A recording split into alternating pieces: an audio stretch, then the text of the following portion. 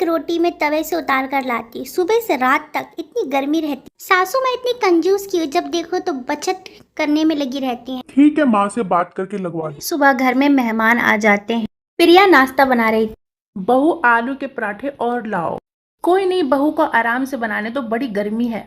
मैं तो ब्रेड भी खा लूं। मैं बहू के हाथ का नाश्ता करवाए बगैर तुम्हें जाने थोड़ी दूंगी। बन गया पराठा। प्रिया भरी गर्मी में किचन में काम करती थी और सास हमेशा इसे तंग करती रहती थी। दोपहर तो हो ही गई है, घर तक पहुंचने में बहुत समय लग जाएगा। बहू से मटर वाला पुलाव बनवा देती हूँ और साथ में अचार भी डलवा देती हूँ। चलो इतना कह ही रही हो तो बनवा दो। खाना बनाने में बहू को कोई दिक्कत तो नहीं तो कहोगे कि मैंने काम में लगा दिया। अरे परेशानी की क्या बात है, ये तो तुम्हारा अपना घर है। बेचारी बहू कुछ भी नहीं बोली। हर वक्त इसे खाना ही बनाना पड़ता था और इसे बहुत ज्यादा गर्मी लगती थी। सास पंखा तक नहीं लगवाती थी किचन में। माँ जी, आज हम बाजार से कुछ मंगवा ले, आज तो लाइट नहीं आएगी।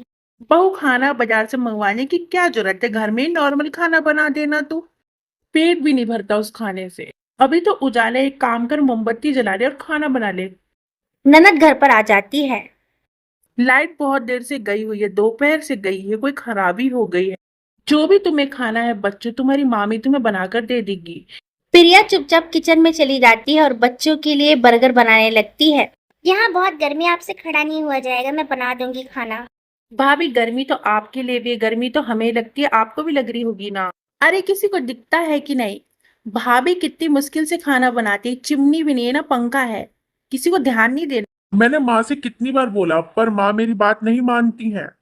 तुम तो बहू के बारे में जरा भी नहीं सोचती, हर वक्त किचन में गर्मी में मरती रहती है, पर तुम्हें क्या है। ये लोग बात ही कर रहे थे। उधर प्रिया किचन में गर्मी की वजह से बेहोश हो जाती है।